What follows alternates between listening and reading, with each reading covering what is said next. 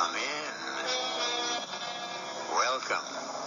I'm E.G. Marshall, practitioner of the seventh oldest profession, storyteller, spinner of tales, weaver of dreams, especially those that are dark and foreboding. An ancient poet wrote, "Forgetfulness, sweet and blessed forgetfulness, is the most precious gift of the immortal gods. For the innocent to forget, and for the guilty to be forgotten, is to receive, finally, the benediction of amnesia, the sweetest spirit of all. For amnesia sits patiently beside the never-ending stream of time, bestowing her largesse on the innocent and the guilty alike." Jerry? Eric, what's wrong? I'm in trouble. What kind of trouble? I'm scared. I'm scared stiff. Now, whatever it is, kid, I'll stand by you. Now, what did you do? I killed a man. All right, kid. Now, who was it? A man named Jamie Parsons. Who? They said his name is Jamie Parsons. Oh, Eric. Now, how could you kill Jamie Parsons? I did. I shot him 10 minutes ago. No, kid, you didn't. Now, how could you? Jamie Parsons has been dead for 50 years.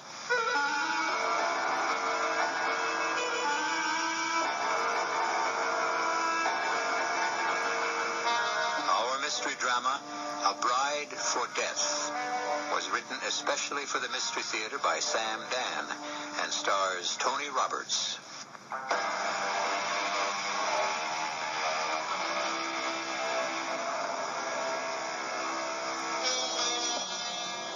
We are still a young and boisterous country, filled with optimism and high spirits. At least we like to think we are. And we endorse positive thinking.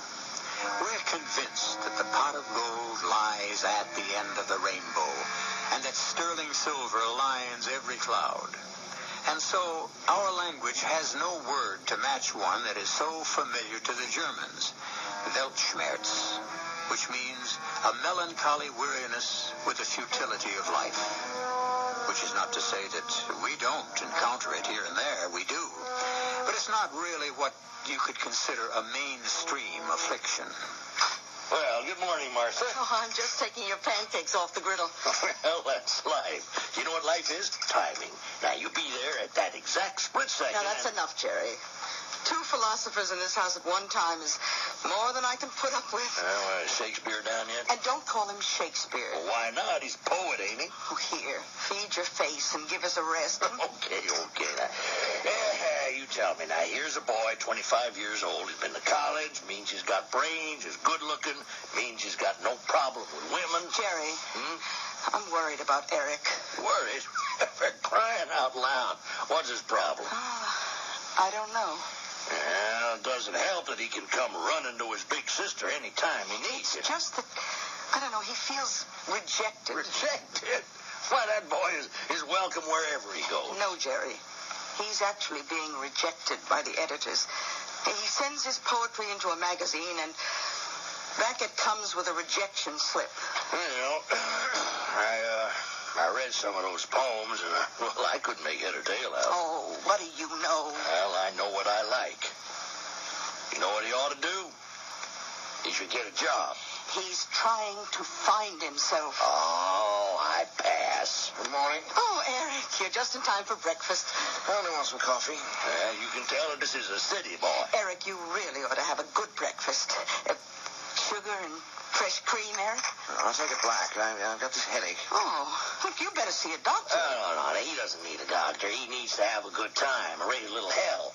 Hey, why don't you come with us, Eric, into the dance at the Grange Hall tonight?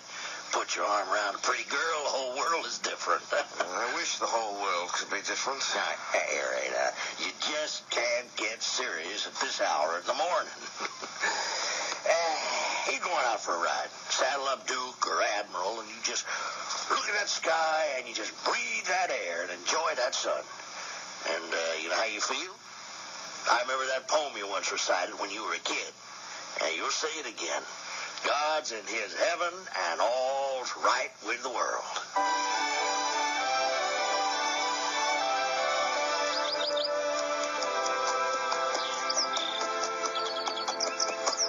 I wandered lonely as a cloud that floats on high or... Oh, dude. Hold it. Hold it, boy. That can't be. It can't be. It's a mirage. Stay here, Duke. There's plenty of nice grass. Have your lunch. I have to find out about this. It's incredible. Out here? This type of architecture? Out here? Jamie, darling, I knew you'd come. Oh. I'm sorry. I'm not Jamie. Oh, I see. I've been waiting for Jamie to come back from the war. The war? Yes, the war. And now I know. Now I know who you are. Well, who am I? You are Jamie's best friend, his buddy in the fight. Jamie fell and he died in your arms, and with his dying breath, he made you swear to come and tell me I'm the only one he ever loved. But, After I finish crying for Jamie, you and I will fall in love. I almost wish that were true, but that's not what happened. I was just riding by, and I was struck by the look of the house. Were you? It's fantastic. This ornate, late Victorian architecture is so perfectly preserved. Do you like it? It's fascinating. Well, I think it's just too much gingerbread. Granddad built it. I've never seen you around here. I'm visiting. Jerry Carraway's my brother-in-law. You can't mean Jerry. You mean Oscar. No, Oscar Carraway owns the farm over on Stillwell Creek.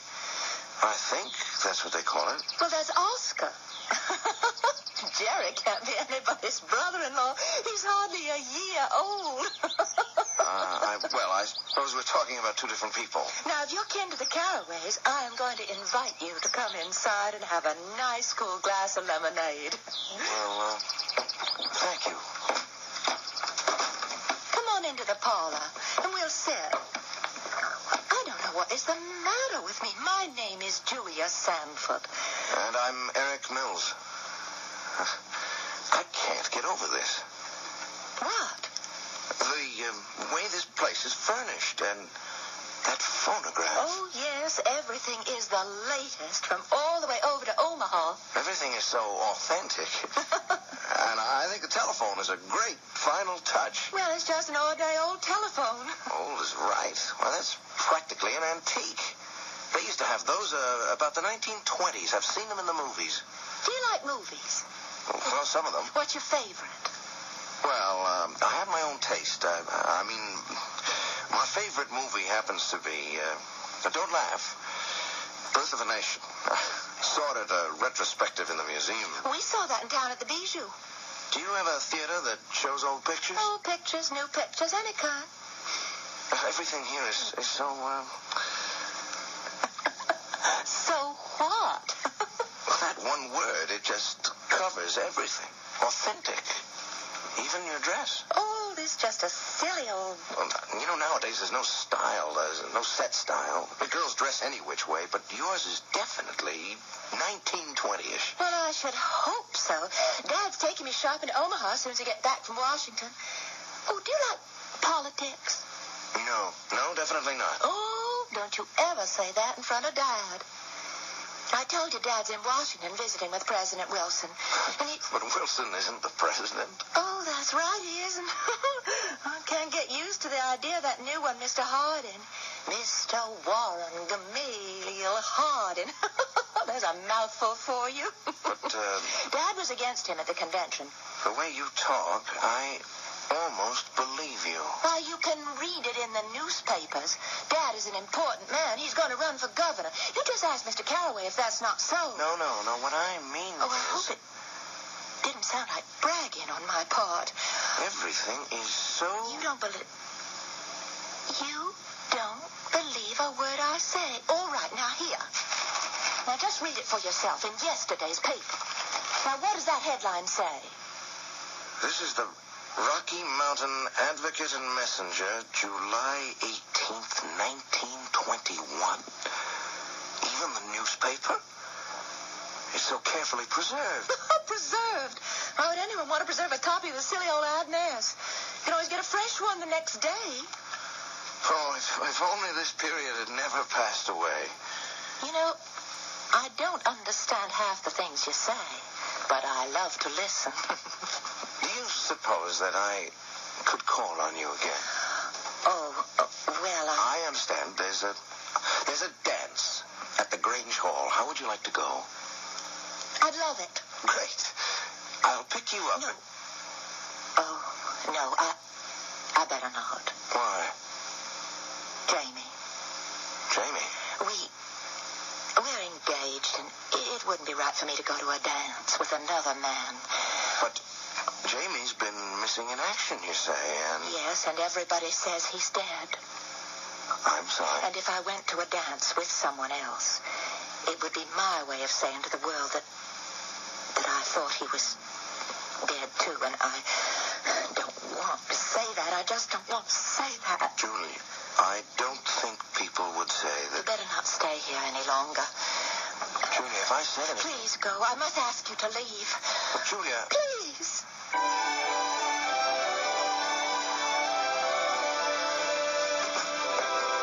Supper in a half hour, Jerry. That smells great. Now, whatever do you put in your stew? Cooking is my business. I have to hand it to you, Martha. It's a miracle business. Now, evidently, it's done wonders for Eric. He's chopping wood. He's humming a tune. Eric? Yeah, and happy as a jaybird. What's got into him? You're cooking. Now, what else? Hello, folks. How's our happy little homestead? Eric, darling, are you all right? No, I'm not all right. I'm magnificent. Spectacular. What's gotten into you? The French say, cherchez la femme. Oh, you be quiet. Oh, he's right. Oh? Well, who is she? Well, there may be one or two little complications there, but it's nothing I can't handle. Why didn't you tell me? Tell you what? Tell me you had a museum here. Museum? Well, there ain't no It's museum. a wild place, and it's a gem. It's authentic to the tiniest detail. Eric, please tell us what you're talking about. Dedicated to the 1920s. What is? This museum. Oh, but there isn't any museum. Yes, there is. Where? Oh, come on now. Quit pretending. She works there. I suppose she's the curator. Who? Her name is Julia. Julia? Oh, you know who she is, Jerry, because she has to be the prettiest girl in town. Eric, this museum, just tell us where it is. But it's down the road from here. It can't be more than 2 miles. It has the most beautiful garden and lawn. And the house is a perfect example of late Victorian. I think it's called the Sanford House. It's the most beautifully kept. What are you looking at me like that for? Eric, the Sanford House is an old ruin. It's falling apart. Oh, but I was... And it's so overgrown that if you didn't know it was there, you couldn't even see it from the road. No, I was just inside, and it was... Eric, are you sure that you... I was inside the most beautiful... Now, you think you'd better see a doctor, Eric, huh? But I was. Eric, do you want us to ride back there with you and prove it? Are you saying that the girl, the house, that was all a dream? But I wasn't dreaming. I know I wasn't dreaming. And he wasn't, because we were there too. Unless it's possible that we were dreaming also. Well, every young man should have a wonderful girl of his dreams, and it's just fine if that's where she stays. It's when she materializes that you can run into a problem. I shall materialize again shortly with Act 2.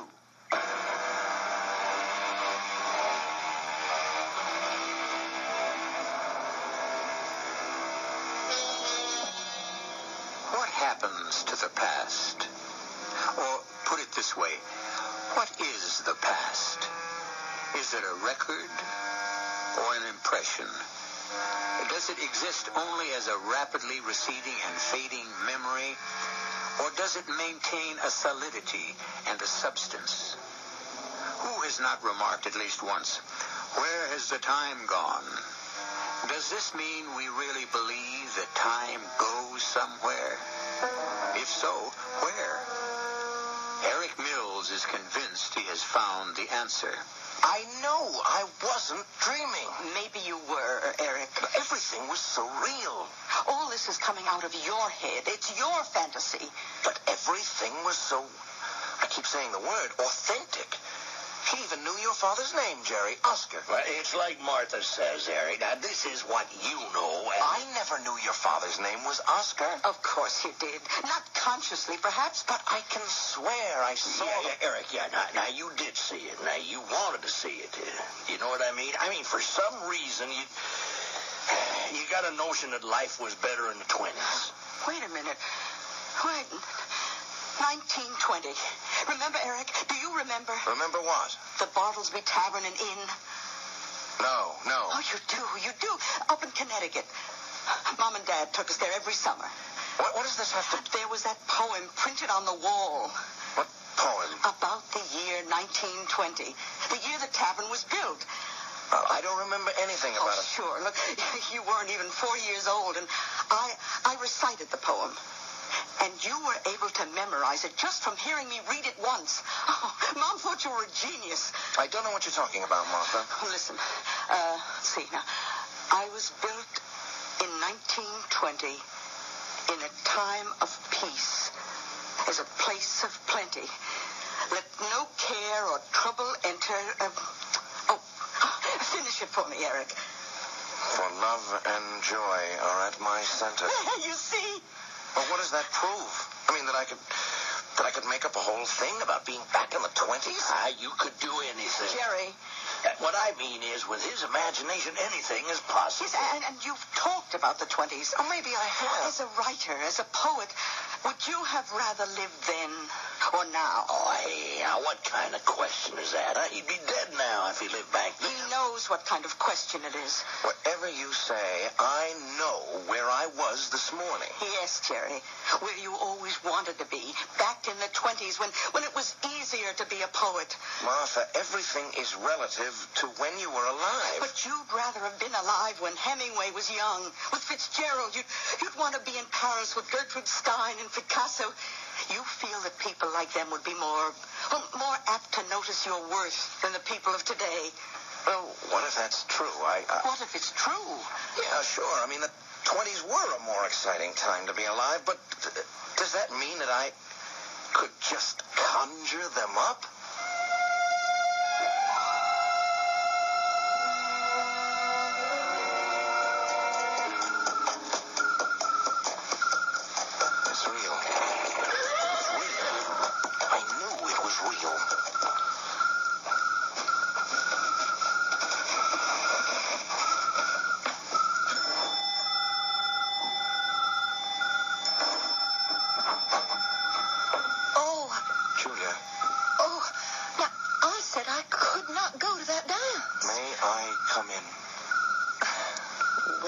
Just for a little while. All right, but just a little while. Julia, I had to come back to you. Eric, if you're going to start that kind of talk, I'll have to ask you to leave. Right now. After all. After all? After all, I am an engaged girl. Oh, listen. Isn't that a swell number? Oh. Now, I promised Dad I wouldn't use that word. What word? Swell. Dad hates slang. Julia, may I ask you a question? Mm-hmm. What year is this? What kind of a question is that? Oh, please, Julia. Only this morning you saw the paper. What year is it? Is there a reason why you wouldn't know? Could you tell me? It is July 19th, 1921. You sure of that? Honestly, Eric. What's that? What's what? Did you hear it? Oh, here's a train. That's what I mean, the train. There hasn't been a train here in... What are you saying? That's the ODP DP. Your DP? Omaha, Denver, and Pacific, silly. Everybody knows. Are you sure you're all right? Yes, I'm sure. You know, this afternoon I promised you a glass of lemonade. I think you could use some refreshment now. Excuse me. I heard it. I know I heard it. Wait a minute.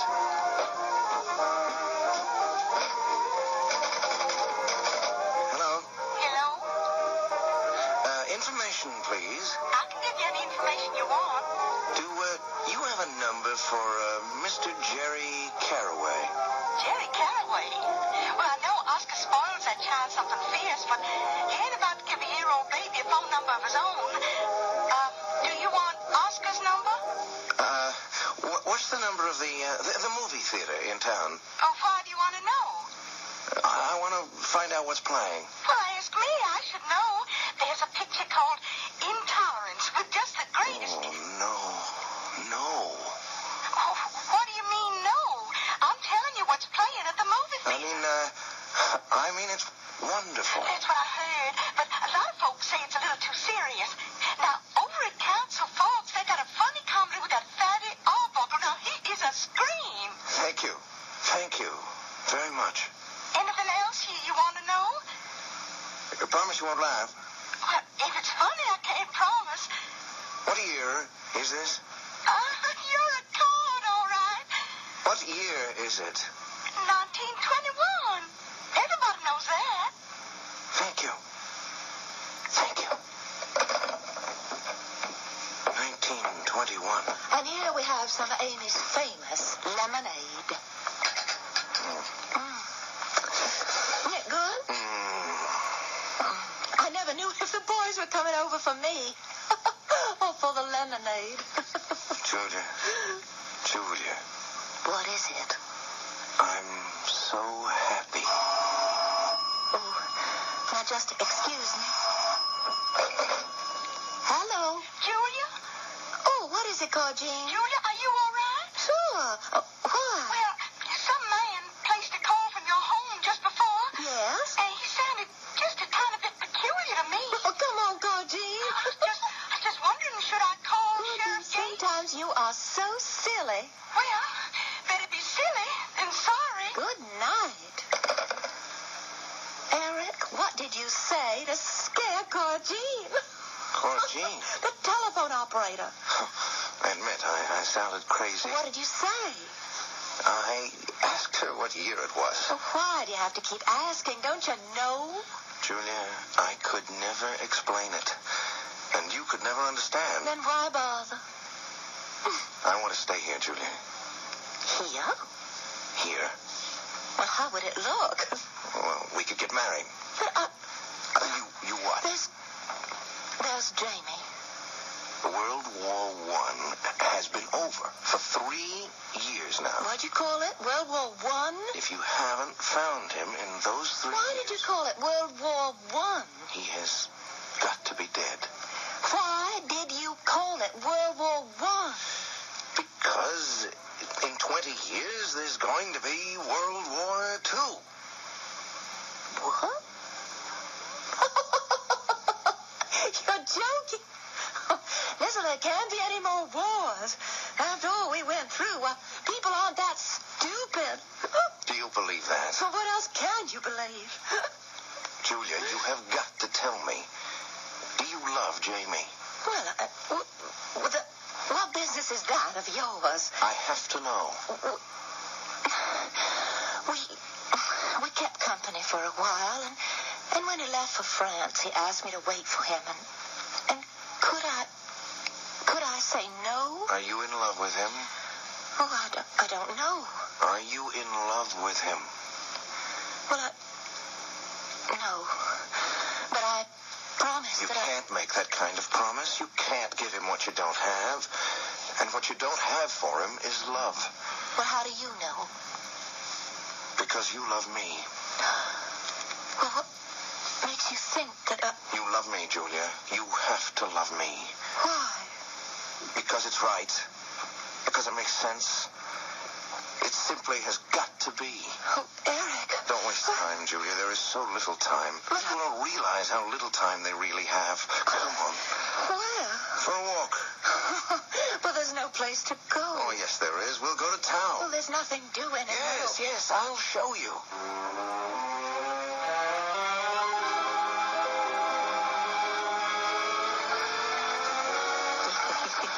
You are having so much trouble with Dad's old car. I can't get used to the way these gears shift. Well, here we are. It's beautiful. Well, nothing ever happens here. There's the drugstore, and the hay and feed store, and the moving picture house. And they just took the sidewalks in for the night. That's a local joke, Eric. Oh, and the train. Well, let's stop at the station. Well, if somebody flags it down. Uh-oh. What's the matter? Oh, it's old Lady Haskins. I don't want her to see me out with a fella. It'll be all over town. Take me home, Eric.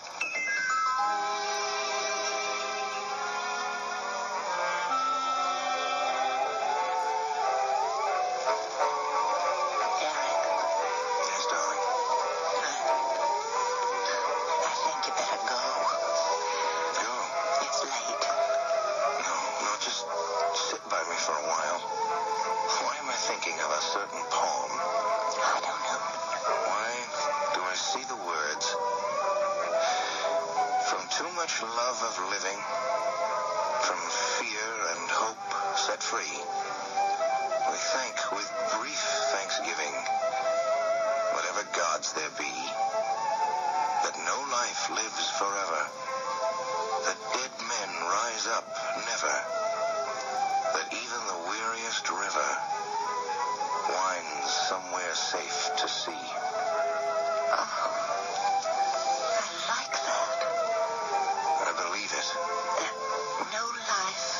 Forever. That dead men rise up never. That even the weariest river winds somewhere safe to sea. Would you write that down for me, Eric? Of course, darling. Here's of course. Paper and pencil. That no life lives forever. Oh, Eric. Eric, I know now. I know in my heart that Jamie is dead, and I'm glad. I shouldn't have said that. But you see, now I know that our love, which is so sweet to us, will cause no one else pain. And even the weariest river winds somewhere safe to sea. Here. This is the first gift you ever gave me. We're safe. We're safe here. It's just as I dreamed it would be. Oh, that must be Dad calling from Washington, D.C. He's probably going to tell me about his meeting with the president. Well, I'll have more important news for him. And I want you to say hello to Dad. Hello, Daddy? Daddy? Julia? Oh, who is this? Julia? Jamie! Yes, Julia. It's Jamie.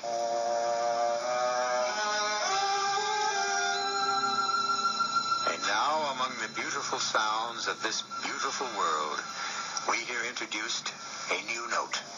And we know very well it must be a note of discord. And was the poet right? Is it true that dead men rise up never? Where has Jamie come from? And where is he going? I shall have the answers when I return shortly with Act 3.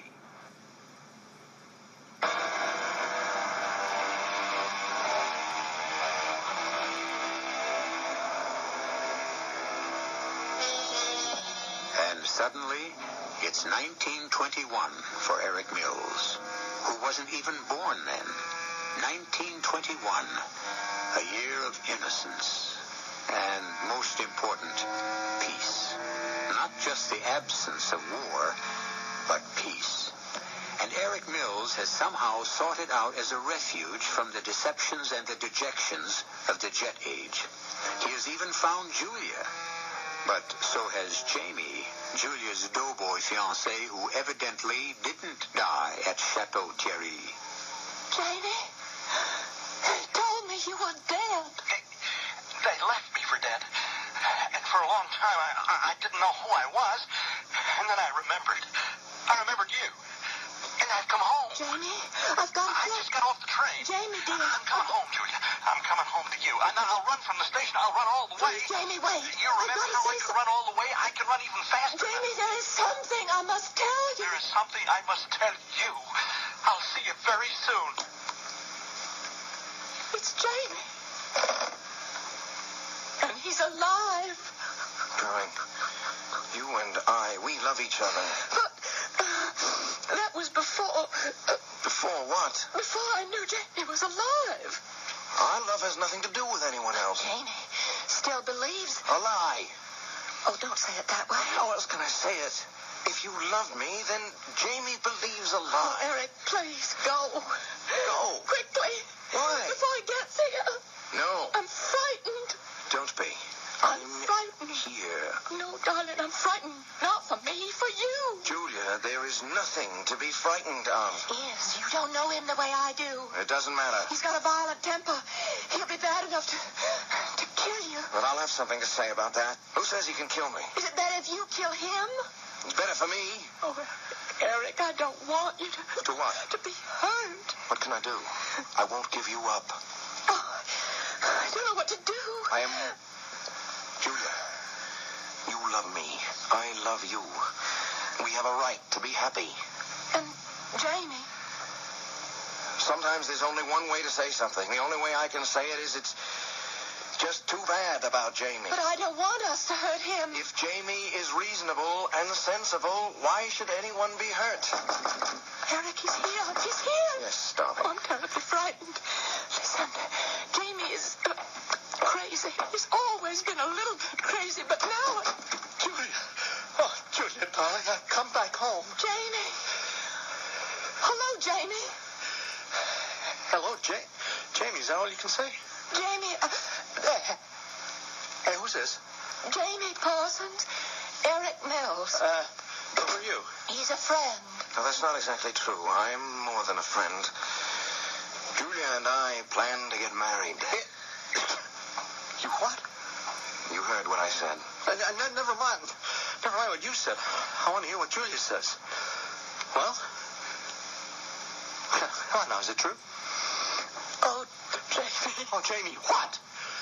Now, is it or isn't it true? Now, Jamie, you and me, we never were really formally engaged. Listen, I asked you to wait for me. And And you promised that you would. Because you were going away. Now, let's get this straight. You mean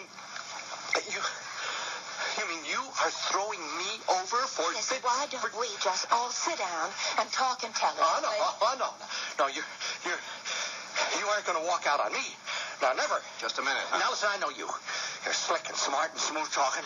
And you hang around while a guy is off doing something important while he's fighting for his country.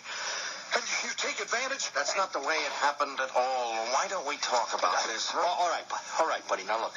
I don't know who you are, but this is your lucky night. Now, you won't get hurt, provided you just walk out of here fast. Look, I know how you feel, but she doesn't love you.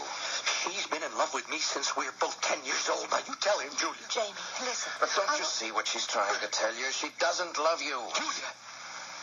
Julia, you can't tell me that. He is not going to have you. No. Jamie, don't. Please, put that pistol away. No, he won't have you. You won't. Please don't kill him. Why not? Please. Who deserves killing more, huh? Jamie, please. What do you think kept me alive all those months in the hospital, thinking of you, dreaming of you, picturing how it would be when I got back home? Well, I am home now, and I know what I got to do. I won't let you. Get away from him. No. Listen, ain't that just your style, huh? Hiding behind a woman's skirts. I don't have to hide anywhere. Better let go of that gun. I'm gonna kill you. Let go. Stop it, both of you. Stop it.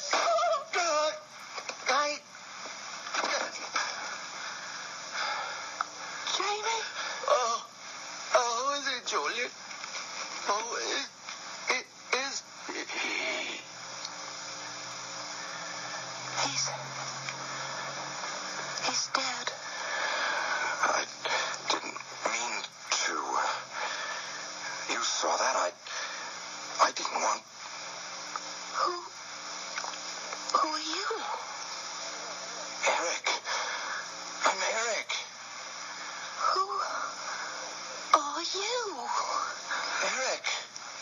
The man who loves you. Oh, yeah.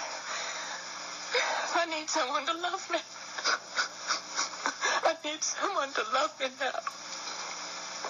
And now that Jamie's gone, what can we do about Jamie? There's only one thing I can do. Give myself up. No, they'll put you in prison. I have to pay for Jamie. I'll turn myself in. No, Eric.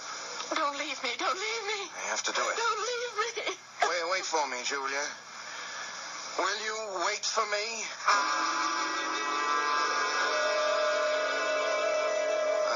I'm looking for the sheriff. Eric. Now, Eric, boy, you... Sheriff. Where's the sheriff? I killed a man. You didn't kill anybody. Eric. Where am I? Eric, dear, drink this. Now, what has gotten into you? I killed a man. What are you saying? Who? His name is Jamie. Jamie Parsons. We were having a fight over this girl I told you about, Julia Sanford. Eric, you have got to listen now. Jamie Parsons was killed way back in 1920 or thereabouts. No, please listen, Eric. Don't tell me I'm crazy. Eric, look, we found you wandering around on the road. I was looking for the sheriff. Eric, now way back after the First War, Jamie Parsons came home. Now, he was sweet on Julia Sanford. Now, he was also crazy. Maybe it was what they call shell shock in those days. But anyway, he tried to kill her, and somehow the gun went off and killed him. No, I was there. No. It was too much for Julia. After her father died, she shut herself up all alone. That big house, it just went to ruin, you know. She kind of lost her marble. Oh, you're talking about someone else. Now, her dad, Big Jim, was my godfather. And so we go over there regular. Now, we bring her food, and we'll see that she's still alive. All right, let me show you. No, Eric. I think the time has come for us to show you.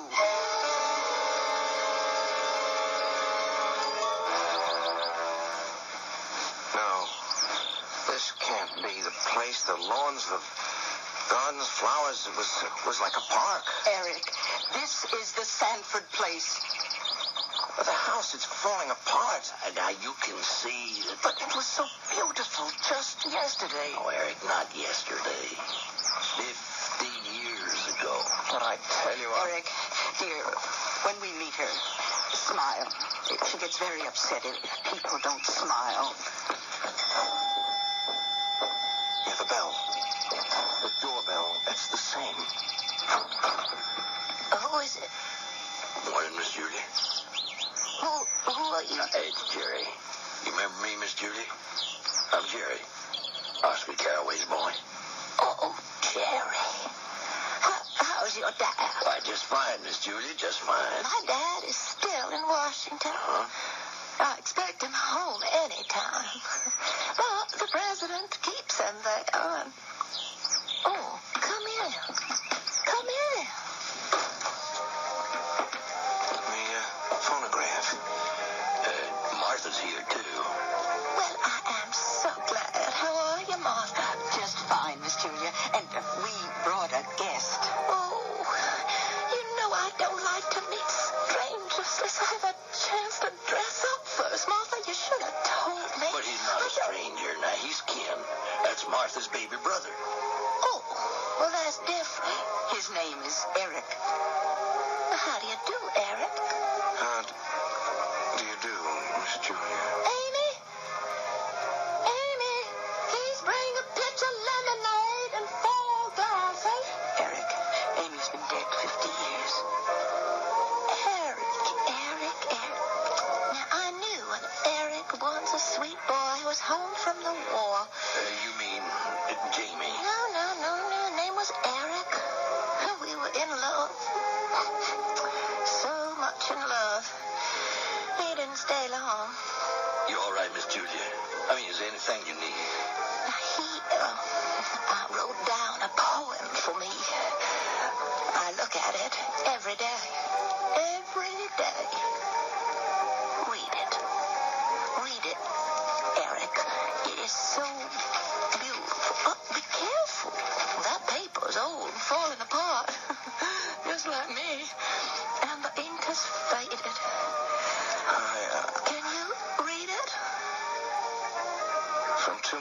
love of living, from hope and fear set free.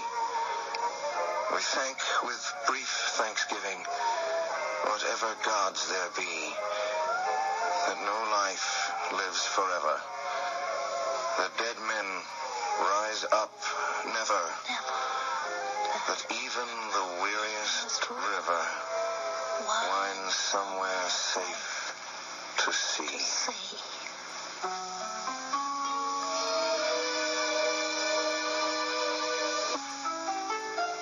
La vida es sueño.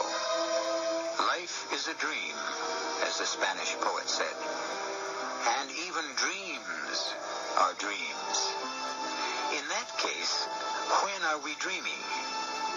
When are we awake?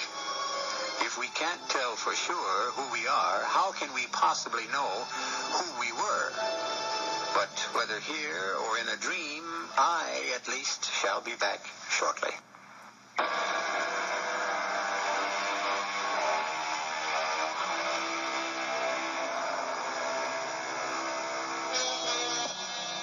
Well, to complete our expedition into poetry, the greatest poet of them all said, "All the world's a stage, and all of us are players." And so this raises the logical question, are we a permanent cast?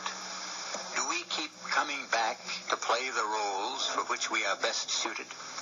Have we led these lives before? Well, you just listen to us again, and for an hour anyhow, you'll be able to lead a brand new life. Our cast included Tony Roberts, Bryna Rayburn, Marion Seldes.